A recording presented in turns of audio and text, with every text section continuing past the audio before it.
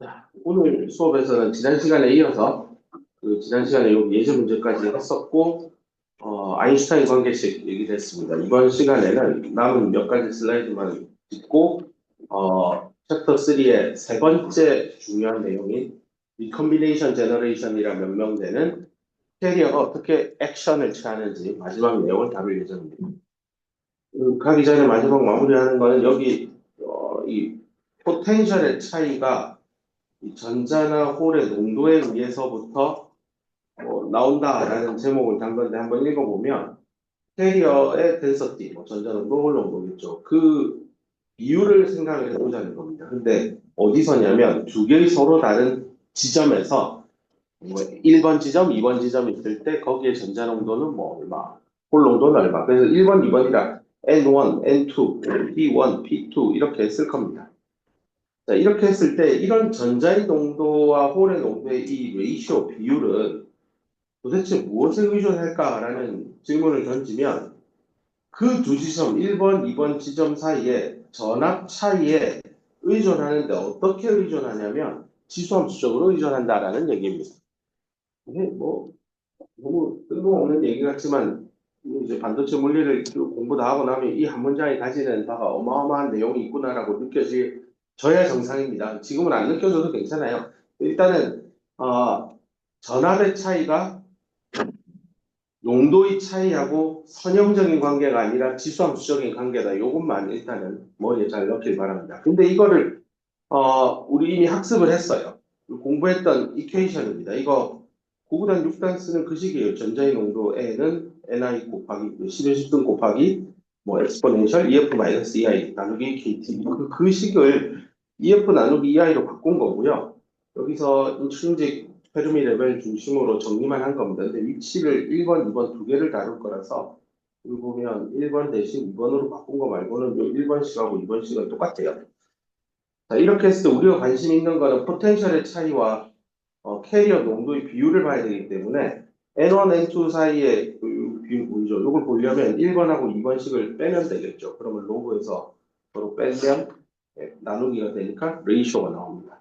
그러면 자연적으로 여기 에너지가 나오는데 앞서 우리가 에너지는 마이너스 QV다 라고 해서 앞에서 이케이션 여러 번 설명했기 때문에 여기 자리에 마이너스 QV1 이렇게 넣으면 됩니다. 여기는 마이너스 QV2 이렇게 넣어서 V2 빼기 V1을 정리하면 요 식이 나오면 위에 걸 대입을 하면 이렇게 나옵니다. 그래서 결과적으로 서로 다른 두 개의 위치가 있어요. 반도체 트랜지스터일 수도 있고 다이오드일 수도 있고 어떤 일렉트로닉 컴포넌트가 존재할 때 그 안에 위치 두 개가 있다라고 할 때 둘 사이의 전자의 농도 차이가 비율이 어떻게 될까는 그 지점의 전압의 차이하고 연관이 되어 있다라고 보면 됩니다. 그 다음 나오는 또 간단한 얘기는요. 이것도 뭐 너무 당연한 얘기고 우리는 이렇게 이미 받아들여서 쓰고 있었는데 여기 책에서는 Causal Neutrality Approximation이라고 실제 정확하진 않는데 그냥 근사적으로 그렇게 써도 된다는 걸 뭐 명시적으로 설명하려고 가지고 온 건데 도핑의 concentration profile이니까 위치에 따라서 불순물의 양이 어떻게 되는지를 뭐 반도체 공정 기술을 써서 만들어낼 수 있습니다. 근데 그게 변한대요. 도핑의 농도 프로파일이 위치에 따라 바뀐다는 겁니다. 우리는 유니폼 도핑 컨센트레이션만 계속 떠들었는데 실제 제조 공정을 하면 그렇지 않아요. 그럴 때 만약에 그렇다라고 했는데 실제 그렇기도 하고요. 일부러 그렇게 만들기도 하고요. 그렇게 했을 때 다수 캐리어의 농도 분포는 실제 도펀트의 분포 농도랑 크게 다르지 않다라는 얘기입니다. 결국은 그냥 우리가 늘 배웠던 대로입니다. 전자의 농도는 도너의 양이랑 같아요. 풀리 아이오나이제이션인데요. 그 전자의 농도는 위치에 따라 함수인 건데 그냥 유니폼하니까 그냥 x에 대한 함수가 아니라 상수 처리해서 썼죠. 근데 이제 앞으로는 이게 이렇게 되고 이렇게 하자는 건데 사실 억셉터도 있으니까 이걸 빼자는 얘기입니다. 뭐그 얘기입니다. 굉장히 거창한 얘기를 떠든 것 같지만 여기 있는 대로 이 얘기입니다. N은 우리 앞서 공부할 때는 유니폼 그 도핑 컨센트레이션 프로파일을 생성했기 때문에 N은 ND 빼기 NA인데 여기에 위치에 따라 바뀔 수 있다. 근데 그렇게 바뀌더라도 불순물의 프로파일이 결국 전자의 프로파일로 근사시켜도 괜찮다라는 얘기입니다. 굉장히 거창한 얘기죠. 정말 거창하게 얘기하고 있네요. 아무것도 아닙니다. 자, 일단 책에 있어서 다루었고요. 이제 챕터 3에 그 캐리어 액션이죠. 전자나 홀이 액션 어떻게 움직이느냐를 설명할 때 DDR이라고 했습니다. 마지막 R입니다. 요 두 개의 D 사이는 아인슈타인 릴레이션식으로 디퓨전 상수와 모빌리티의 레이쇼는 KT 오버 Q로 일정하다라고 얘기했었고 마지막 리컴비네이션에 큰 달라붙는 게 제너레이션이니까 그들의 개념을 첫 번째 이해를 하고요. 그로부터 이 되게 중요한 컨셉입니다. Excess Carrier Concentration.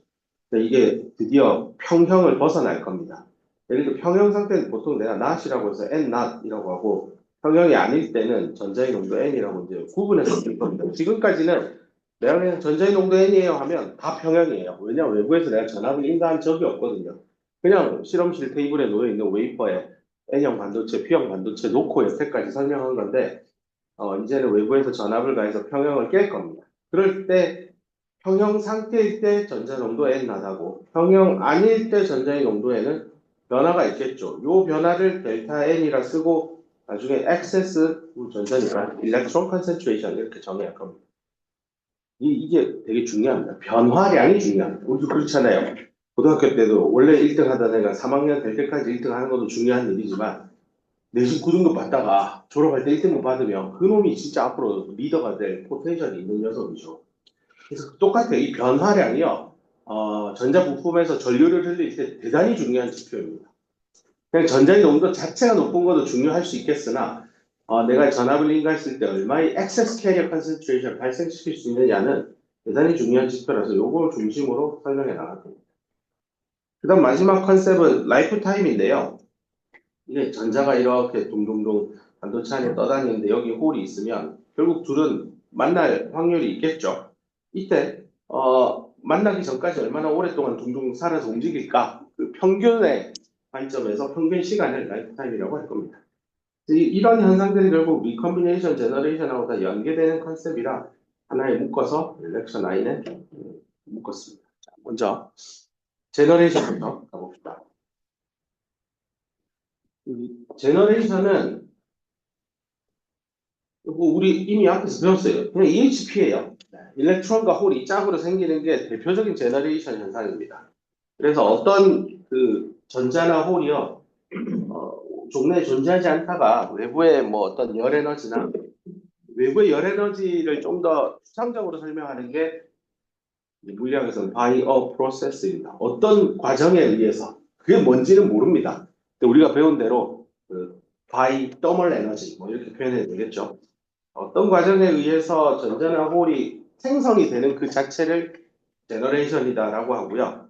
리컴비네이션은 그 생성된 전자, 홀, 뭐 생성이 안 됐으면 전자, 홀이 가만히 있을 수가 없겠죠.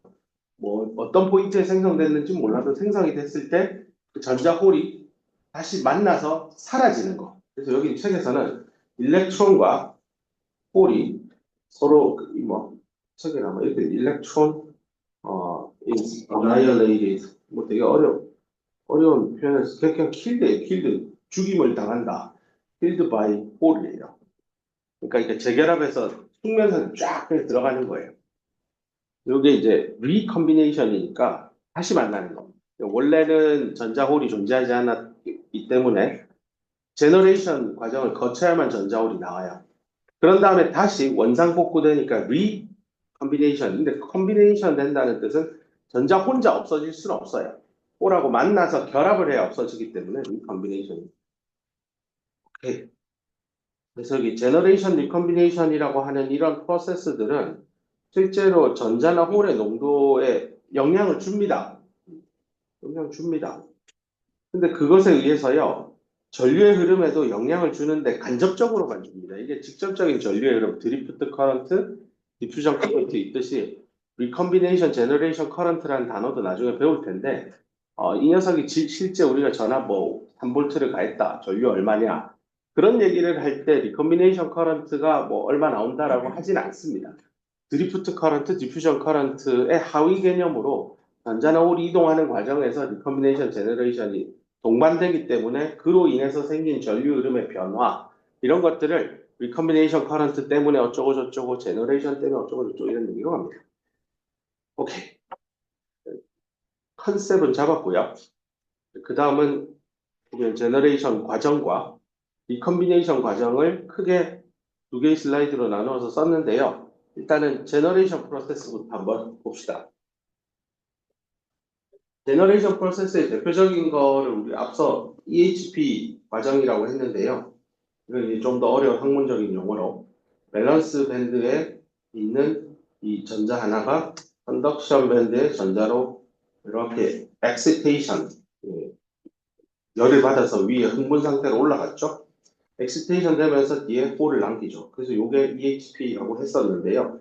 우리 보통 이제 더멀 에너지, 상온 300켈빈에서 오는 외부의 열 에너지 때문에 EHP가 생기고, 인트린직한 실리콘의 경우 단위 면적당, 단위 부피당 10에 10승계, 100억 개의 자유변자가 생깁니다. 뭐 이 얘기를 늘 했는데요.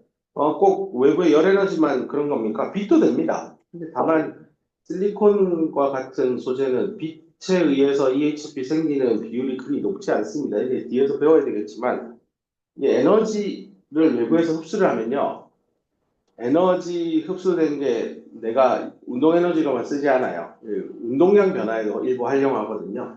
그래서 에너지 변환 과정에서 운동량의 변화와 에너지의 변화 둘을 동시에 봐야 됩니다. 하나만 보면 안 됩니다. 근데 지금 여기 슬라이드에서는 에너지 변화만 보고 있기는 합니다. 나중에 뭐 얘기할게요.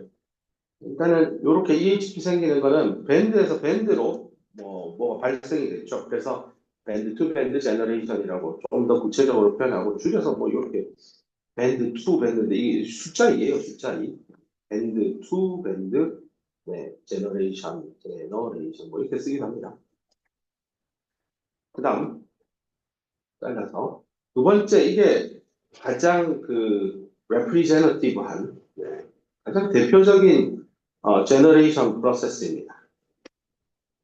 이게 보면은 왼쪽 그림하고 서로 비교를 해보세요. 뭐가 다르지? 가운데 이상한 게 하나 생깁니다. 요 T가 이제 트랩인데요. 트랩의 뜻이 덫이잖아요. 덫. 덥석 물어서 뭘 잡아내는 거잖아요. 잡는 장치인데 뭘 잡냐면 전자를 잡는 장치입니다. 그래서 원래 우리 공부한 대로 실리콘 결정 구조 안에서는 여기 밴드 갭 안에는 그죠? 밴드 갭 안에는 no energy state라고 했었습니다. 여기는 에너지 스테이트가 없어요. 근데 왜 이게 뭐예요? 트랩은 이제 결함입니다. 결함, 디펙트. 다이아몬드 스트럭처를 퍼펙트하게 만들고 싶어 하는 건 우리의 희망사항인 거고 만들다 보면 결함이 생깁니다. 그런 과정에서 생성된 결과물이 밴드 다이어그램에 뭘로 나타나느냐? 에너지 스테이트입니다. 여기는 안 생겨요. 이런 데도 생겨요. 이런 데도 추가적으로 에너지 스테이트들이 생길 수 있으나 밴드갭 안에도 생긴다는 거죠. 저런 결함들이 트랩 에너지 스테이트를 만들어낸다라고 알려져 있습니다. 근데 다이아몬드 구조의 결함도 문제지만 또 하나는 불순물이 들어와서요. 저런 에너지 스테이트를 만듭니다. 우리 이미 학습한 대로 보로는 이쯤에 만들죠. 그 억셉터 에너지 레벨에서 요 근처에 이렇게 다수 발생한다 했죠. 도너 같은 경우는 밸런스 밴드, 아니 컨덕션 밴드 엣지 근처에 이렇게 만든다라고 배웠었습니다. 그죠?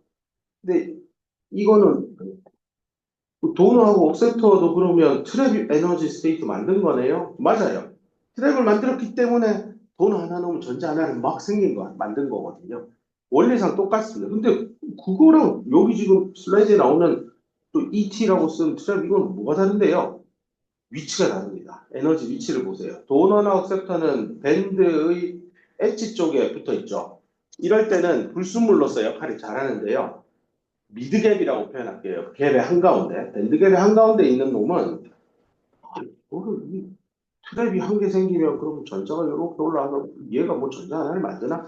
그런 컨셉이 아닙니다. 이런 미드갭에 있는 트랩은 옆에 밴드 투 밴드를 보세요. 112만큼, 1.12 일렉트론 볼트만큼 에너지를 외부에서 수혈 받아야만 자유전자가 될 수 있는 환경이었는데요.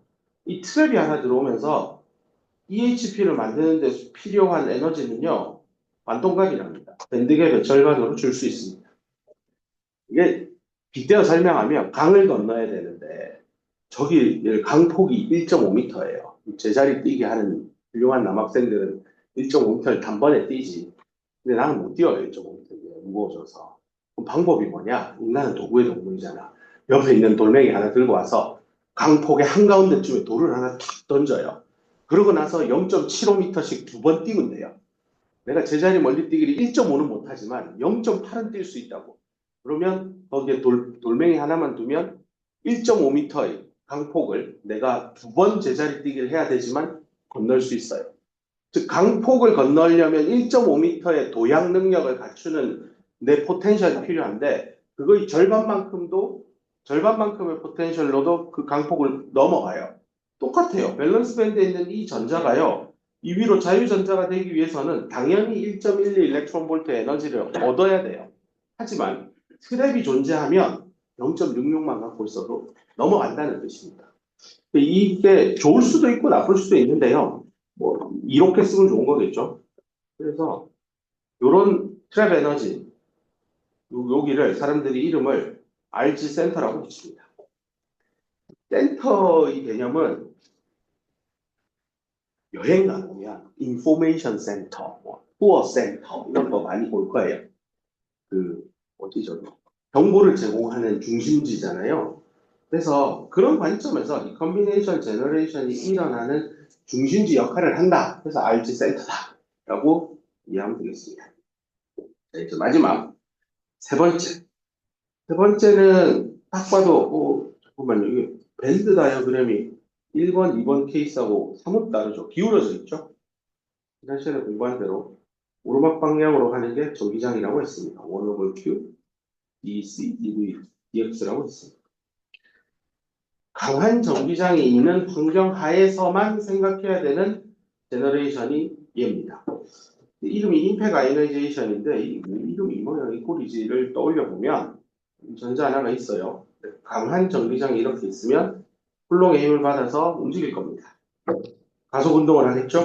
그러면 컨덕션 요 위치까지 오면 여기 x에서 여기 x 플러스 델타 x만큼 이동을 하면 그만큼 이동을 해서 충돌이 나면 속도가 0이 되니까 요만큼이 컨덕션 밴드 엣지죠. EC 엣지에서 얼마나 위에 있느냐가 카이네틱 에너지인데 충돌하면 운동 에너지 0 되겠죠. 속도가 0이면 2분의 1 mv 제곱 0. 전자가 여기 올 거예요. 이만큼 에너지를 잃으면 그 에너지를 누가 들고 가겠죠. 이만큼 내려오면 누가 줘야 되는 그 에너지가 여기 있던 요 밑에 있던 전자에 가요. 그럼 이놈이 야 이거 이만큼 에너지 이런 걸 나한테 줘서 내가 이렇게 올라가는 일이 생긴 거죠. 그러면 이 그림에 하나 빠졌는데 여기 충돌에 의해서 내려온 요 전자도 있고요. 밑에서 생성된 전자도 있어요. 그래서 1번 하면 얘는 2번이에요.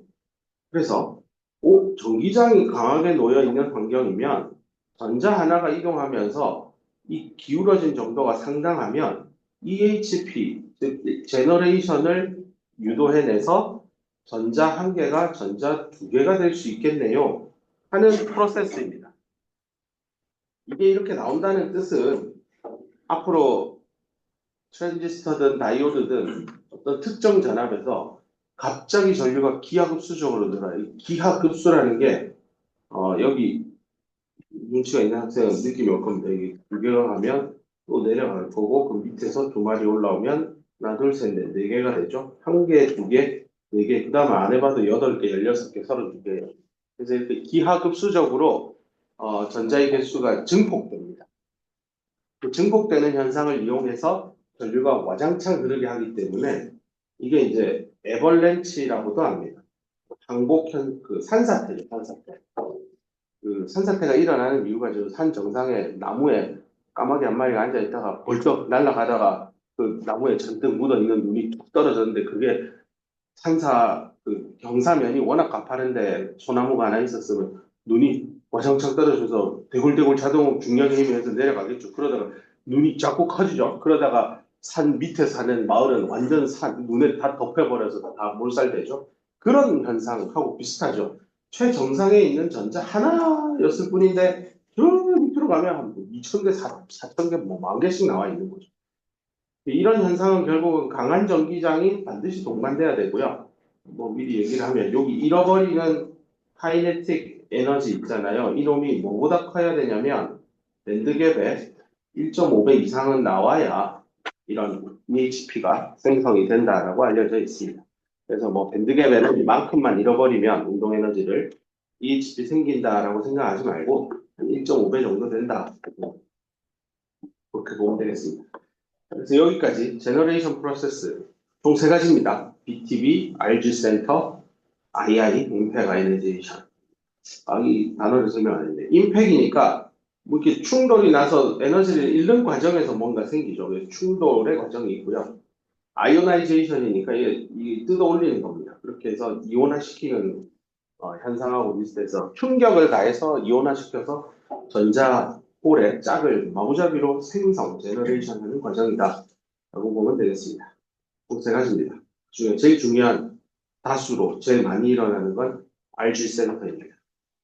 임팩 아이오나이제이션은 전기장이 있어야만 일어납니다. 전기장 없으면 생각할 필요가 없는 프로세스입니다. 오케이.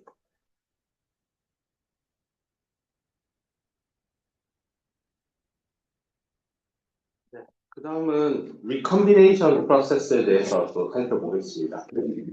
그것도 크게 세 가지로 이렇게 나누어져 있고요. 가운데 것부터 보면 앞에서 배웠던 제너레이션 프로세스의 반대 과정입니다. 아까는 뭐 만들어졌는데 이번에는 이미 만들어진 전자năng 홀이 트랩 에너지 레벨에서 결합을 해서 없어진다라고 꼭표를 쳤고요. 또 얘가 두 번 내려와서 밑에 있는 홀하고 만나서 또 없어지기도 합니다.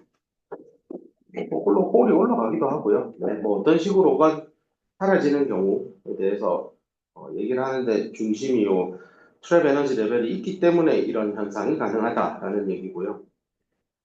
아까 말한 대로 리컴비네이션 실리콘은 주로 RG 센터를 통해 다 일어납니다. 이게 가장 도미넌트한 프로세스다, 지배적인 프로세스다라고 보면 되고요.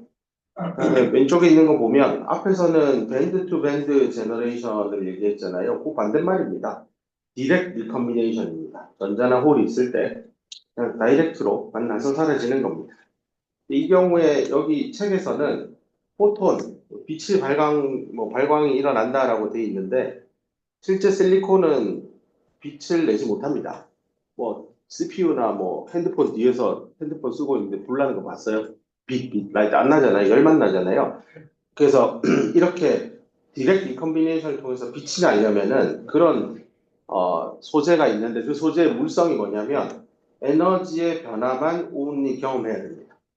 모멘텀의 변화를 동반하면요, 에너지의 변화와 모멘텀의 변화를 동반하는 거를 나오는데 인디렉트 세미컨덕터 물질이라고 분류하고요. 실리콘이 대표적인 인디렉트 세미컨덕터 계열입니다. 그래서 주로 열이 납니다. 근데 이제 그러면 에너지 변환만 일어나는 EHP가 리컴비네이션인데 이런 거는 이제 디렉트 세미컨덕터라고 하는데요. 이걸 굳이 번역하면 직접 반도체, 간접 반도체 어색하긴 한데요. 이 디렉의 의미가 전자가 컨덕션 밴드에 있다가 하단부에 있는 밸런스 밴드의 홀하고 직접 만나면서 모멘텀의 변화를 경험하지 않는다라는 의미의 디렉이에요. 근데 이게 한국말로 직접이라고 하면 뭐 직접 간접 이런 컨셉으로 오해를 하더라고요. 그래서 이렇게 디렉 세미컨덕터의 계열이 대표적인 게 3, 5 화합물 반도체 계열들이 디렉 세미컨덕터가 다수 있습니다. 이런 경우에는 빛이 나고요. 실제 우리 천장에 달아놓은 LED 형광등이 대표적으로 이렇게 빛을 나오게 하는 거죠. 그다음 마지막 세 번째 거 봅시다. 이거는 가끔 시험 문제도 내는데 다음을 어떻게 읽는지 한국말로 써보세요 하면 책을 안 읽은 학생은 이건가? 오거? 뭐 이렇게 발음해요. 큰일 나요. OJ입니다. OJ. OJ 리컴비네이션이라고 되게 유명한 리컴비네이션 프로세스 중에 하나인데요. OJ 리컴비네이션이 뭐냐면 전자가 이렇게 하다가 뭐 전자끼리 충돌을 하죠. 그러면 한 놈은 에너지를 밑에 여기랑 해서 있는데 이만큼의 에너지를 얘한테 던져줘요. 그럼 얘는 다시 쭉 올라가겠죠? 그런 다음에 충돌을 하면서 쭉 이렇게 열로 빠지는 겁니다. 그래서 이게 왜 반도체 안에서 이렇게 열이 자꾸 나느냐? 전자가 재결합되고 그 재결합 과정에서 잃어버린 방출한 에너지를 또 다른 전자가 받아서 이게 이제 뜨거워지는 겁니다. 그래서 요 위까지 올라가는 거를 이제 핫 일렉트론이라고도 표현합니다. 이 핫이라는 게 에너지가 높다라는 뜻입니다. 하드 일렉트론들이 생기고 그놈들이 다시 스캐터링 되면서 열을 막 만들어내는 리컨비네이션 과정입니다. OJ 리컨비네이션. 뒤에 바로 나오네.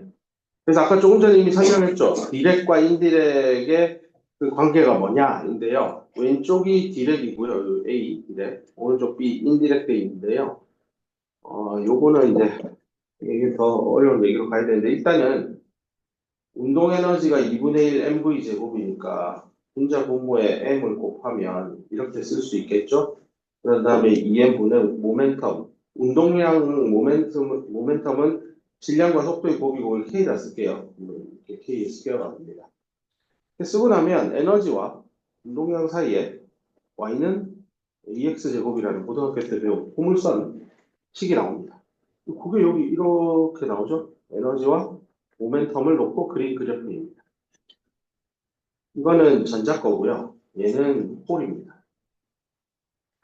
그래서 이제 여기 공률이죠. 두 번 미분했을 때 커버처형으로. 커버처가 어떻게 되느냐는 이 D, DK를 두 번 미분 때렸을 때 나오는 게 n분의 1이죠. 결국은 커버처가 쉐입이 이렇게 되냐 아니면 이렇게 평평하냐 1번, 2번 두 케이스에 따라서 질량이 어느 놈이 더 크냐 가볍냐 이런 거 아닌데 2번이 이제 공률이 크니까 질량이 가볍게 공률이 조금 반비례하니까요. 이 경우에 EK 다이어그램이라고 표현하는데 우리가 앞서 배운 모든 밴드 다이어그램은요. EX 다이어그램입니다. 에너지를 물질의 위치에 따라 그린 거고 EK 다이어그램은 그 물질 내의 그 변위, 위치는 빼고 어떤 전자나 홀이 에너지 변환 과정을 통해서 움직일 때 운동량하고 어떻게 연관돼서 변하느냐를 한눈에 그린 그래프를 EK 다이어그램이라고 하고요. 그 다이어그램은 사실 여기 일부분만 캡처되어 있는데 이게 이렇게 뭐 쭉쭉 뻗어갑니다. 이것도 이렇게 가고요.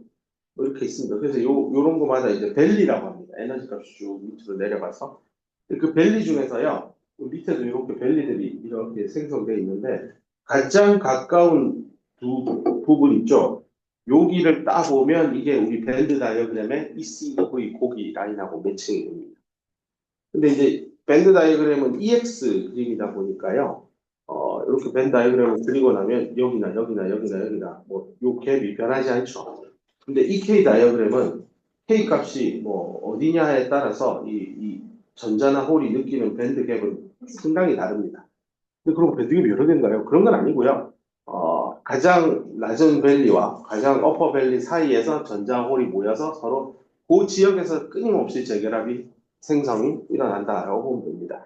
이 경우에 모멘텀 변함없이 에너지만 주거니 받거니 하면서 RG가 생기는 게 디렉 밴드갭 머티리얼, 디렉 세미컨덕터 계열이고 오른쪽 그림 보세요. 이것도 이제 이 밸리 많아요. 일부분만 캡처한 건데 제일 쉽게 그냥 유도하기 위해서 요 위에 있는 요식 갖고 포물선 그린 거고요. 이 경우에는 이쪽에 있는 홀하고요. 이쪽에 있는 전자가 만나려면 모멘텀의 변화를 경험해야 됩니다.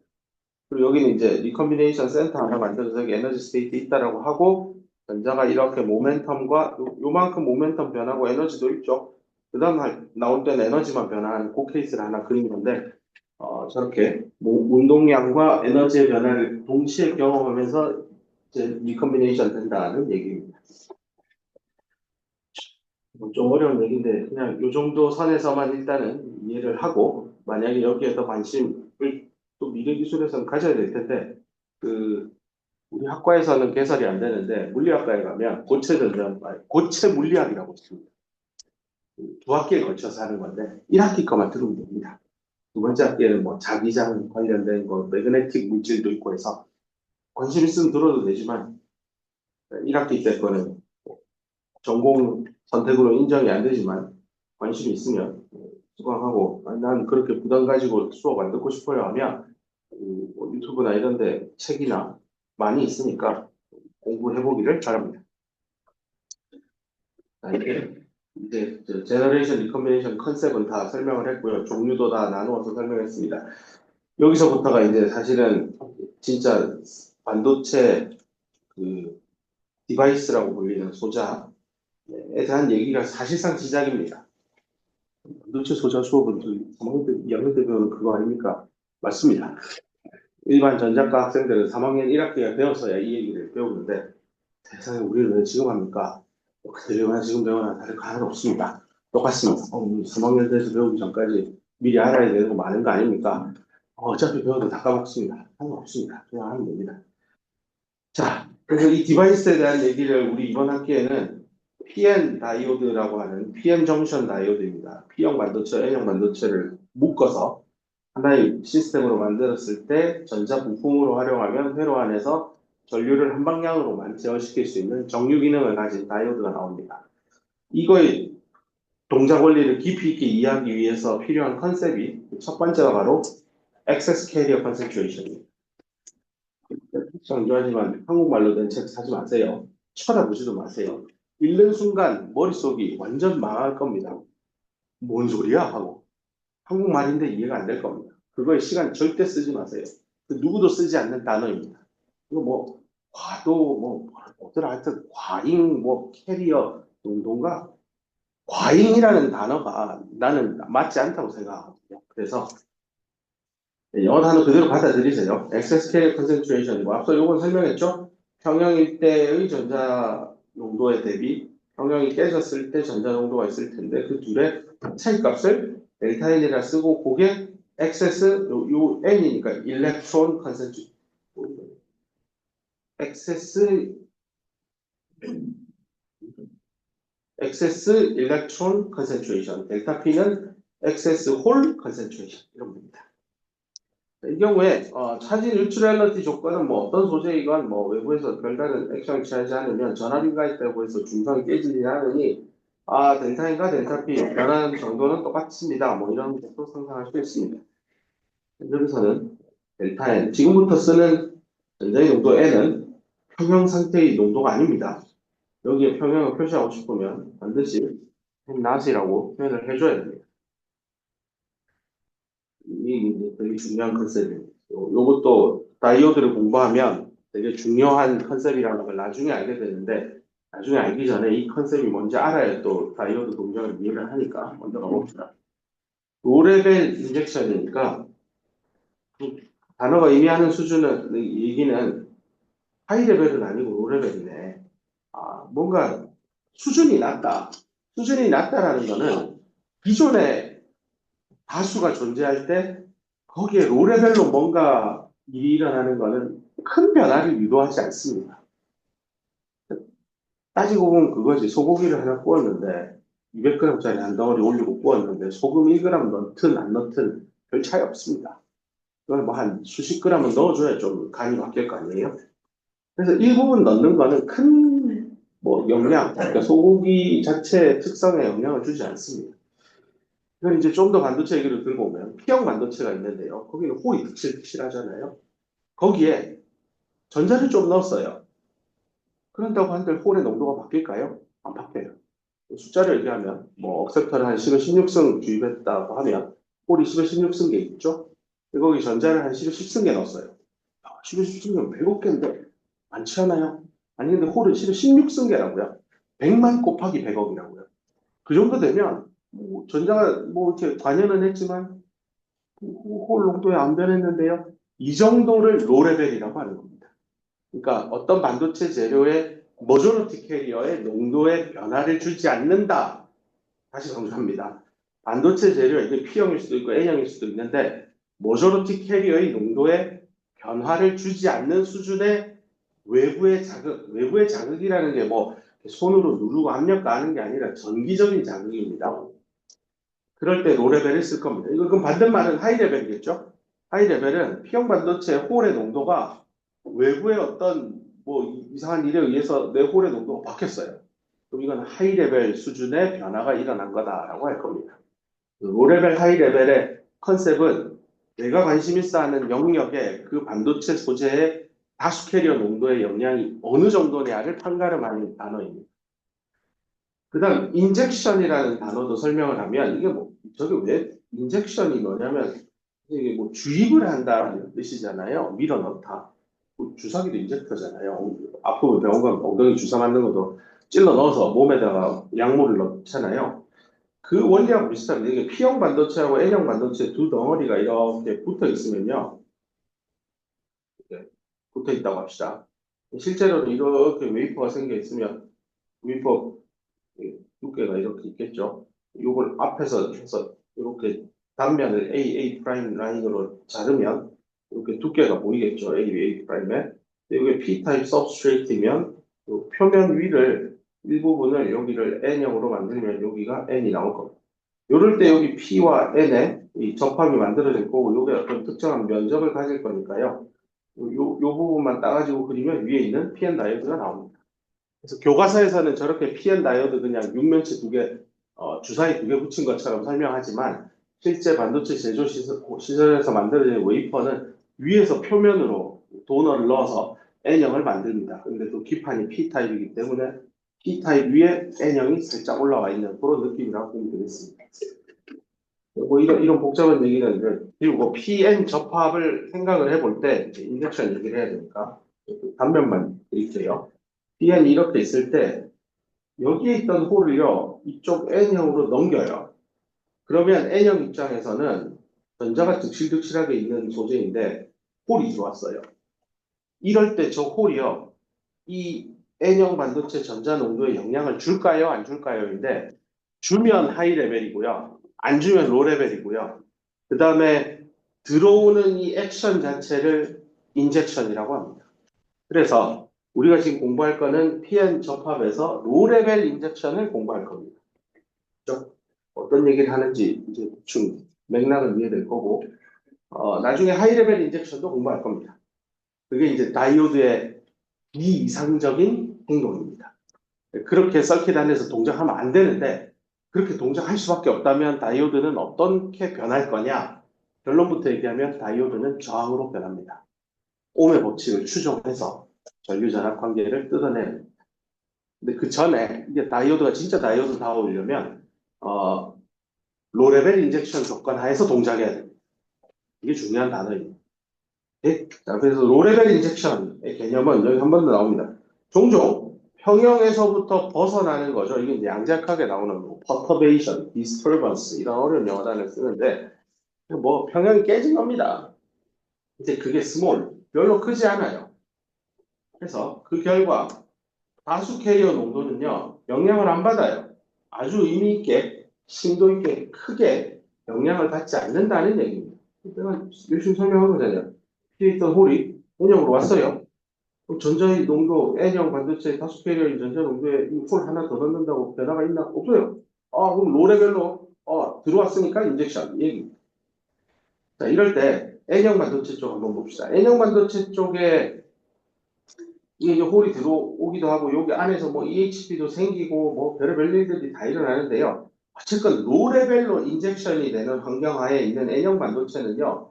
N형 반도체 다수 캐리어의 전자의 농도는요. 평형일 때나 평형 아닐 때나 똑같다는 얘기입니다.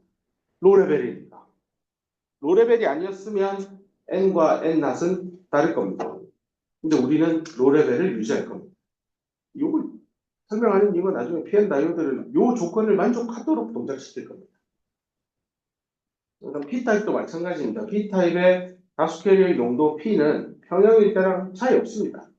여기 전자 N형 쪽에서 여기에 있던 전자가 이쪽으로 주입이 되어서 들어오더라도 P형 반도체 안에 홀의 농도는 주입되기 주입되기 후 똑같다는 겁니다.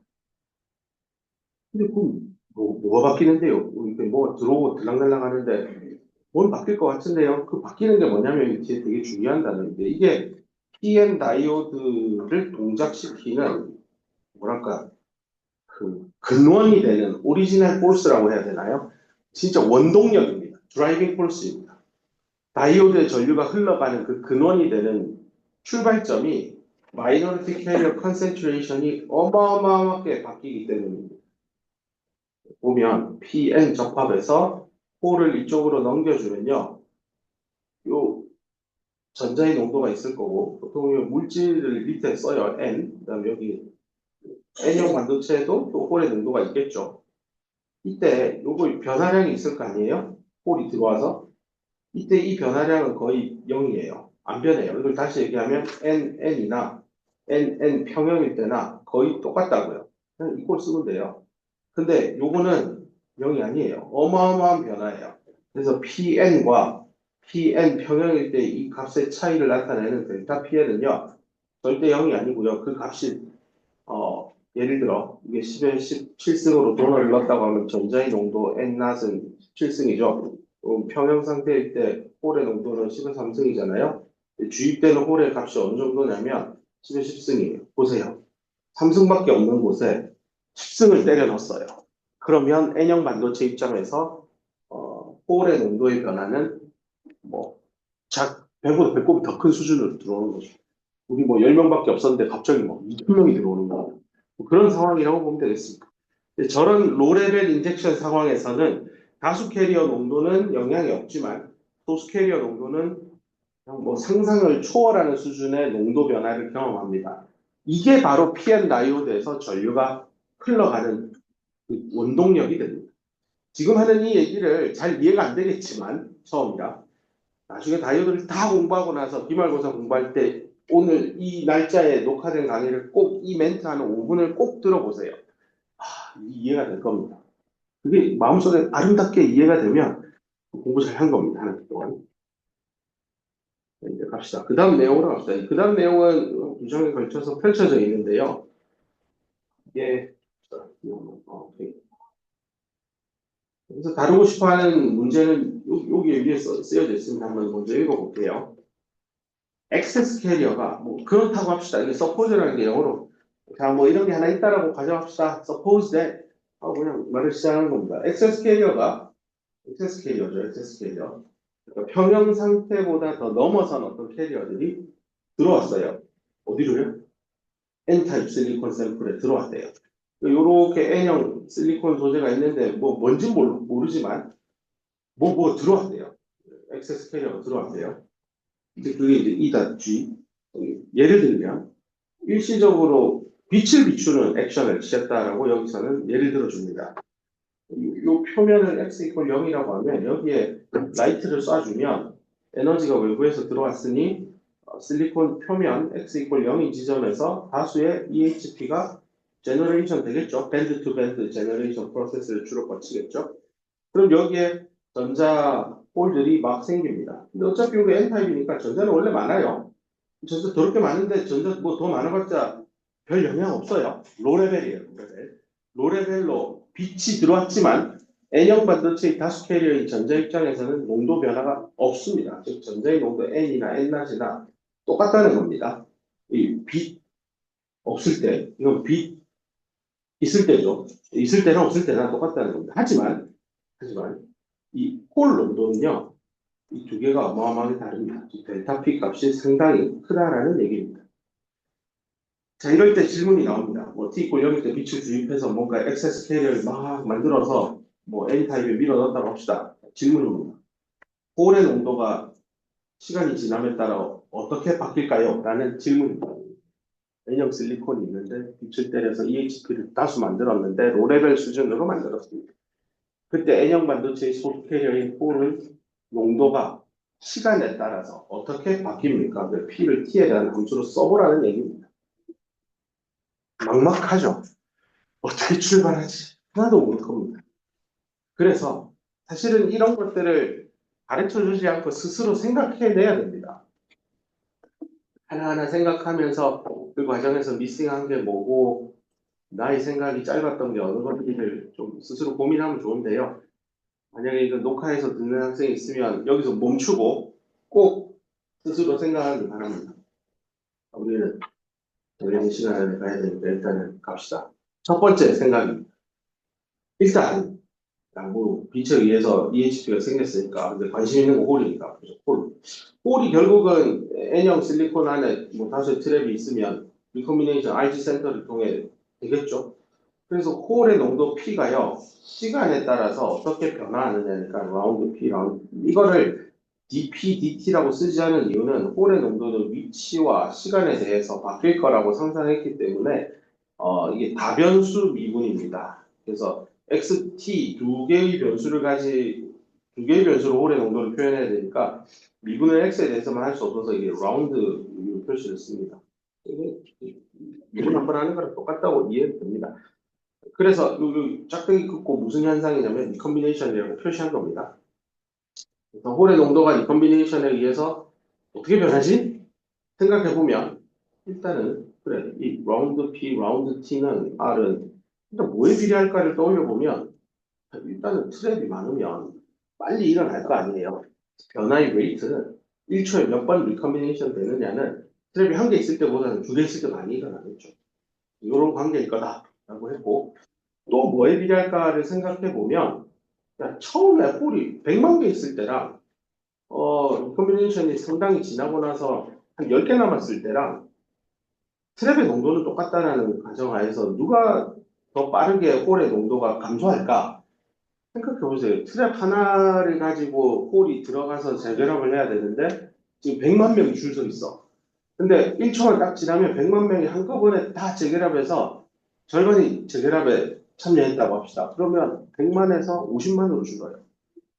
반동간이 나는데 개수가 확 줄죠. 근데 10개 남았는데 한 번 더 리컴비네이션 해야 되면 5개밖에 안 줄어요.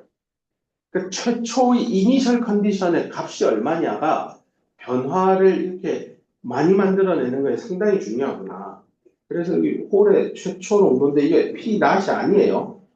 현재 비평형 상태일 때 홀의 농도입니다. 이 P 값은 시간에 따라 바뀔 겁니다. 질문에 나온 그 P 그대로입니다. 결국 자기 자신에 비례하는 거죠. 이 미분 저기 방정식 공부하면 dy dx인데 자기 자신에 이렇게 비례하는 이런 미분을 풀어야 돼요. 나중에 공부 때 배우죠. y 이건 이제 dy dx를 y 프라임이라 쓰면 y 프라임 빼기 y는 어떻게 풀까요? 뭐 이런 거 하면 지수함수적 관계가 나오죠. y와 x의 관계가 지수함수죠. 또 p하고 t의 관계도 이게 엑스포넨셜한 텀으로 들어간다. 그런 상관관계가 나옵니다. 그런 다음에 나머지는 또 뭐 더 있을 것 같은데 복잡하네 모르겠네. 퉁 쳐서 그냥 캡처 코에피션트라는 이름을 해서 개수 하나 넣고 일단은 스탑.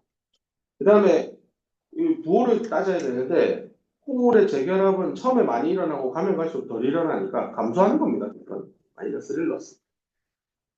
오케이. 자, 일단은 답을 향해서 라운드 P, 라운드 T를 우리가 알고 있는 홀의 농도, 트랩의 농도로 일단은 엮었습니다. 두 번째 갑시다.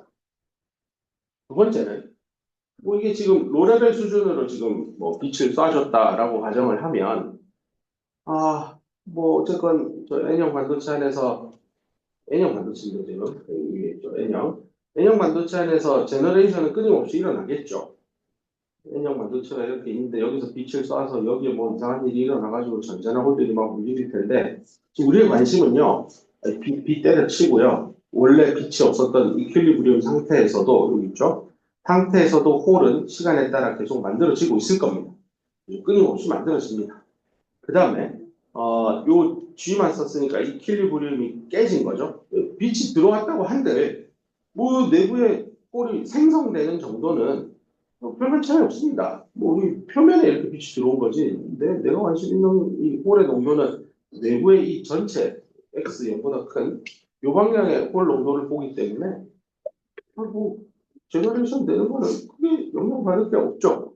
이렇게 쓸 수 있습니다. 그 다음 여기서 끝내주는 아이디어가 하나 나옵니다.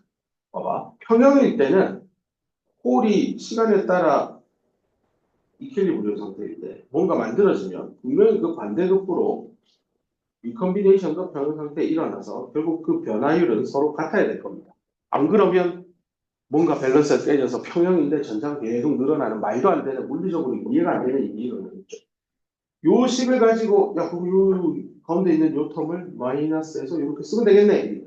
이렇게 하고 나서 위를 탁 쳐다보면 방금 전에 내가 만든 거 요 R인데 이걸 평형으로 바꾸면 보죠. 평형일 때 NT는 NT겠지. 빛 들어왔다고 해서 트랩이 더 는다는 얘기는 없었으니. 그럼 요거는 평형이 아닐 때 홀 농도인데 평형이면 평형일 때 홀 농도 쓰면 되겠죠. 그리고 P나서 쓴 겁니다. 여기 앞에 마이너스 있으니까 죽어서 여기 플러스입니다. 이렇게 하고 나면 여기 좌변에 있는 얘를 식으로 써냈습니다. 자, 이제 세 번째로 갑시다. 그럼 내가 저자가 질문한 홀의 농도가 시간에 따라 어떻게 바뀔까?를 알고 싶으면 홀의 농도가 시간에 따라 어떻게 바뀔까 이 미분값을 찾아야 되는데 그 내부 N형 반도체 안에서 일어나는 물리 현상은 리컴비네이션도 있고 제너레이션도 다 있죠. 하나만 생각하면 안 되겠지. 그러면 리컴비네이션 따로 생각하고 제너레이션 따로 생각해서 더해주면 될 거 아니에요. 요렇게 더합니다. 근데 요거 아까 1번 스텝, 2번 스텝에서 다 구했잖아요. 그래서 앞에 있는 식 그대로 들고 와서 넣은 겁니다. 그러고 나서 다시 이거를 밑으로 쓰고 얘를 좀 공통인 CPNT를 묶어서 쓰면 이렇게 나오는데 여기서 이제 중요한 기술이 나옵니다. 좀 전에 배웠던 N형 반도체 소수 캐리어죠. 마이너리티 캐리어가 얼마나 변했느냐입니다. 이게 엄밀히는 N형 반도체 평형이고요. 이거는 P의 N형 반도체. 이렇게 써야 마땅한데 지금 그냥 당연히 N이라는 요 서브스크립트를 안 썼습니다. 나중에 D를 위해서 내가 써서 표현할게요. 그럼 이게 바로 델타 P N형 반도체에서의 소수 캐리어의 변화입니다. 그래서 델타를 excess 홀 concentration in n time 순서대로 읽으면 됩니다. 델타 P sub n excess 홀 concentration in n time material. 여기서 그냥 n은 다 지울게요. 그래서 요렇게 바꿔 썼습니다. 그리고 나서 이제 한 개 더 정의를 내립니다. 요 앞에 있는 요 개수에서 여기 상수값 둘을 묶어서 요렇게 쓰고 분모를 내립니다. 요게 단위를 계산을 해보면 6분의 1이 초가 나옵니다.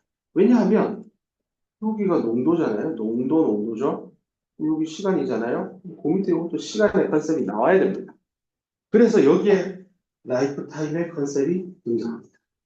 이 라이프 타임은 다수 캐리어가 많은 곳에서 소수 캐리어가 재결합하지 않고 얼마나 평균적으로 오래 사느냐인데 그 컨셉에 NT가 나오죠. 트랩의 양이 얼마냐가 라이프 타임에 당연히 영향을 줍니다. 네. 좀 큰 그림이 그려질 겁니다. 그러고 나서 답은 요 앞선 질문에 대한 답 여기 요 질문에 대한 답은 이렇게 표현하면 됩니다. 이렇게 될 겁니다. 라고 쓰면 되겠죠. 이거를 했고 그다음에 요거는 이제 relaxation to equilibrium state니까 어떤 외부의 자극에 의해서 전압 가할 겁니다. 나중에 전압을 인가해서 전자나 홀의 농도의 변화를 준 다음에 걔가 다시는 이 릴렉스하다라는 게 원래 이 상태로 편안한 상태로 돌아오는 거죠. 그 과정이에요. 평형 상태를 향해서 가는 릴렉세이션 되는 과정 여기 설명한 건데요. 같이 읽어봅시다. 어떤 반도체가 있는데요. 별거 없어요. 평형입니다. 그래서 실제 그 반도체 안을 들여다보면 더블 이퀄리브리움이 약간 좀 흔들렸대요. 갑작스런 생성이 돼요. 액세스 홀과 일렉트론. 아까 봤던 빛을 주입하는 게 하나의 사례입니다. T 그 0초 때 잠깐 번쩍하고 빛을 주입하는 그 케이스입니다. 자, 이럴 때 그 시스템이니까 뭐 굉장히 어려운 단어를 썼지만 그냥 N형 반도체 하나가 있다라고 할 때 얘는 결국은 원래대로 백 돌아갈 겁니다. 평형 상태로. 그때 어떤 프로세스를 거치면서 원상복귀를 하느냐 이 컨비네이션 제너레이션 메커니즘에 의해서 갈 겁니다. 이럴 때 앞에서 푼 문제 N형 반도체에서 홀은 이런 수식을 만족하면서 이퀄리브리움 스테이트로 릴렉세이션 된다라고 보면 되겠습니다. 똑같은 얘기니까 P로 바꾸면 P 대신 N 이렇게 바꾼 겁니다. 이런 컨셉을 들고요. 라이프 타임에 대한 컨셉을 아까 설명한 그 상수 있죠. 캡처 코에피션트하고 트랩의 농도를 이용해서 이렇게 라이프 타임을 정의할 수 있는데 한번 읽어보면 이 마이너리티 캐리어 라이프 타임이라고 하는 타우라고 쓸 건데요. 아주 반도체 물리책에 나오는 모든 타우는 시간하고 관련된 변수다라고 봐도 뭐 크게 틀리지 않습니다. 이 타우는 여기 평균 시간이에요. 무슨 시간이냐면 어떤 액세스 마이너리티 캐리어가 생존하는 겁니다. 어떤 바닷속에서 생존하냐면 다수 캐리어가 많은 바닷속, 그러니까 N형 반도체 안에서 홀 얘기하는 겁니다. 그죠? 근데 이 홀이요, 평형 상태의 그 P-N형 반도체다 이 얘기하는 게 아니에요. P-N 얘기, 이것도 아니에요. 델타 P-N 얘기하는 겁니다. 오케이? 델타 P-N이 P-N 빼기 P-N 나시니까요. 이 변화량에 의해서 얻어진 액세스 전자 농도가 전자가 득실득실한 곳에서 죽지 않고 얼마나 오랫동안 버티느냐, 즉 델타 PN이 0이 아닌 값에서 결국은 0으로 가겠죠. 고 평균 시간을 말하는 겁니다. 실제로 여기 데이터를 보면 실리콘 웨이퍼 안에서 이 마이너리티 캐리어 라이프 타임입니다. 마이너리티 캐리어의 라이프 타임은 보통 이 정도 선에서 나옵니다. 1나노초에서 1밀리초 정도는 버팁니다. 보통은 그냥 마이크로 세컨드라고 기억하면 되겠습니다. 한가운데 값이죠. 요거 이제 트랩의 양에 따라서 라이프타임을 제어할 수 있는데요. 뭐 별 말 없으면 1 마이크로초 정도 된다라고 머리에 넣어두면 좋을 것 같습니다. 그리고 이 라이프타임은 뭐에 의존하냐면 금속 불순물의 양입니다. 이건 이제 컨테미넌트라고 하는데 오염물입니다. 그러니까 저기 반도체 팹 시설에 그 귀금속 착용하고 들고 들어가면 안 돼요. 그 귀금속 들고 들어가면 뭐 무거운데요 하지만 그 팹 안에서 일하다 보면 뭐 손으로 키보드 치다 보면 반지에서 뭐 눈에 안 보이는 금가루도 떨어질 수 있고 뭐 온갖 일들이 일어나죠. 목걸이에서 떨어지고 그런 게 반도체 장비 안에 들어가면 실리콘에 흡수돼 가지고 라이프타임을 건드려요. 원칙적으로는 비금속류는 착용하면 안 되는데 요즘은요 장비 자체도 패키징이 잘 돼서 외부 오염물로부터 이렇게 보호가 되고 있고 팹 자체도 또 설계가 잘 돼 있고 또 사람을 방진복으로 꽁꽁 묶어버리기 때문에 팹 안에 가장 더러운 존재 인간이죠. 인간 가장 더러운 존재를 밀봉을 시키기 때문에 눈만 나오게 뭐 거의 이런 이슈들이 많이 생기지는 않습니다. 그래도 뭐 조심하면 좋으니까 그렇게 운영되고 있고 그다음에 이것도 이슈입니다. 크리스탈 디펙 자체도 라이프타임에 영향을 줍니다. 이거는 이제 오염물이 아니라 결정 구조 성장 과정에서 생기는 변화들입니다. 그럼 여기 딥 트랩이라고 했는데요. 딥 트랩의 반대는 쉘로우 트랩이겠죠. 이거 이미 공부했습니다. ECEV가 있으면 쉘로우 트랩의 대표적인 예가 도너하고 억셉터입니다. 도너 억셉터는 요만큼의 이온화 에너지 변화만 경험해도 금방 이온화됩니다. 그러니까 저기는 쉘로우 얕다라는 의미니까 전자나 홀이요 들락날락 하기 편하다는 겁니다. 근데 오늘 배웠던 미드갭에 있는 이런 트랩 사이트들은 들락날락 하려면 밴드갭의 절반 정도의 에너지 변화를 경험해야 됩니다. 그렇기 때문에 트랩의 위치가 미드갭에 있으면 딥 트랩, 밴드 엣지 근처에 있으면 쉘로우 트랩 이렇게 기억하면 되겠습니다. 딥 트랩들이 주로 전자나 홀을 잡아가지고요. 뭐를 용이하게 하냐면 컨비네이션 잘 되게 만들어줘요. 그러니까 얘가 뭔가를 퍼실리테이팅 하는 거죠. 뭔가 사회자 역할을 하는 거예요. 퍼실리테이터다라고 하는 게 뭔가 토론을 잘 말랑말랑하게 이끌어가기 위해서 사회자가 이 말하고 저 사람이 얘기하면 이거 왜 이렇게 생각하려고 말을 돌리듯이 이 딥트랩이 하는 일이 바로 리커미네이션 제너레이션 잘 일어나도록 하는 역할을 하니까 거기가 관광센터 역할을 하는 인포메이션 데스크 같은 그런 센터 역할을 한다라고 해서 이름이 나왔습니다. 예전 문제를 풀어주면 좋은데 이제 뭐 다음 시간에 예전 문제 뭐 스스로 풀어보세요. 뭐 더 풀어 책에 다 있는 거니까요. 더 풀어보고 다음 시간에는 컨티뉴어티 이케이션 연속의 방정식 특히 이 연속의 방정식에서 도출되는 요거 이건 그 뭐랄까 중간고사의 꽃이라고 할까 이게 중요한 방정식입니다. 다음 시간에 요 얘기 이어가겠습니다.